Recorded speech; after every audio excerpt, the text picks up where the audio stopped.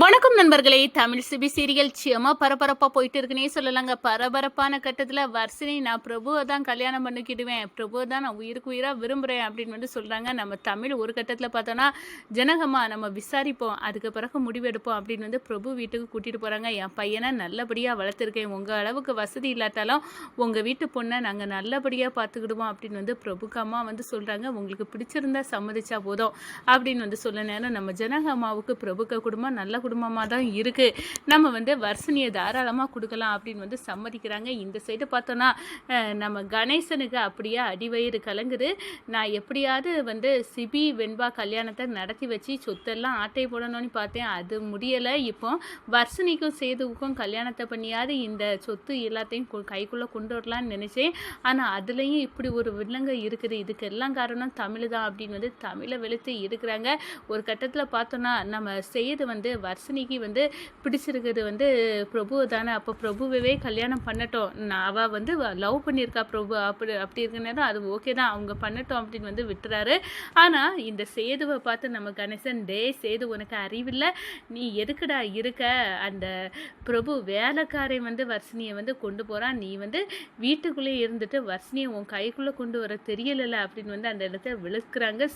சிஸ்டர்னு அந்த தமிழுக்கு முன்னாடியே போனிய தமிழ் எவ்வளோ தூரம் உன்னை வர்ஷினி நீ கல்யாணம் பண்ண முடியாதோ அந்த அளவுக்கு ஜனகமாட்டையும் ஏற்றி விட்டுருக்கா அப்படின்னு அந்த இடத்துல கொந்தளிக்கிறாங்க. இந்த சைடு பார்த்தோன்னா மீனா, என் அன்னை மகன் மருமகனாக இந்த வீட்டுக்கு வர முடியலை, இதுக்கு எல்லாம் காரணம் தமிழ், நீ தான் ஜனகம்மாவை தனியாக கூட்டிகிட்டு போய் பேசி எங்கே கூட்டிகிட்டு போனான்னு தெரியலை, ஆனால் நீ அங்கே வச்சு செய்த வேலையில் ஜனகம்மா மைண்டு மனமாறி இப்போ பிரபுவுக்கே வர்ஷினியை கல்யாணம் பண்ணி கொடுக்கணும் அப்படின்னு நினைக்கிறாங்க. இதுக்கு நீ எல்லாமே காரணம் நீ தான் அப்படின்னு கணேசனும் நம்ம மீனாவும் சேர்ந்து அப்படியே ஒட்டுமொத்த குடும்பத்தையே கொஸ்டின் மார்க்காக நிற்க நேரம் நம்ம ஜனகமா ஓங்கி ஒன்று கொடுக்குறாங்க கணேசனுக்கு. இந்த பாரு வாயை மூடு, அங்கே என்ன நடந்துச்சுன்னா அதுக்கும் தமிழுக்கும் சம்மந்தம் இல்லை அப்படின்னு அந்த இடத்துல சொல்கிறாங்க. அதை பற்றி தான் நம்ம இந்த வீடியோக்குள்ளே பார்க்க போகிறோம். அதுக்கு முன்னாடி சேனலுக்கு லைக் அண்ட் சப்ஸ்கிரைப் பண்ணுங்கள் ஃப்ரெண்ட்ஸ்.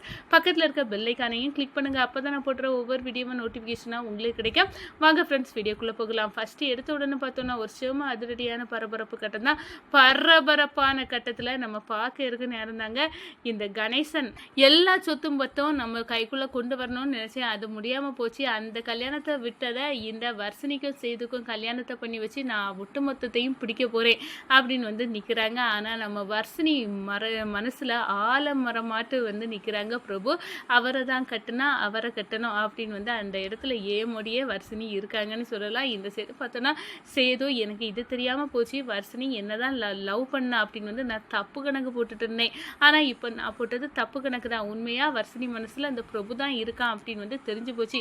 இப்போவே நான் இதுலேருந்து ஒதுங்கிக்கிடலான்னு நினைக்கிறேன். ஆனால் என்ன பண்ண, என்னை சுற்றி எங்கள் அப்பா எல்லாம் இருக்காங்க, அவங்க எல்லாம் விட மாட்டாங்க போல இருக்கு அப்படின்னு அந்த இடத்துல அப்படியே குழம்பி போய் நிற்கிறாங்க. இந்த சைடு பார்த்தோன்னா ஒட்டுமொத்த குடும்பமும் திரண்டு இருக்க நேரம் நம்ம கணேசன் சேதுவை விளாத்தி எடுக்கிறாங்க. டே என்ன நினச்சிக்கிட்ட, நீ சிஸ்டர்னு அந்த தமிழுக்கு பின்னாடி போனியா, இப்போ என்ன ஆச்சு, அந்த தமிழ் உன்னை கல்யாணம் பண்ணக்கூடாது வர்ஷினி அப்படின்னு ஸ்கெட்சை போட்டு ஜனகமாட்ட கொடுத்து ஜனகமா இப்போ உன்னை இந்த வீட்டை மாப்பிள்ளையாக ஏற்றுக்க தயாராக இல்லை, இதுக்கு எல்லாத்துக்கும் காரணம் தமிழ் தாண்டா, நீ மோசம் ஆகிட்ட அப்படின்னு அந்த இடத்துல ஏற்றி விட்றாங்க.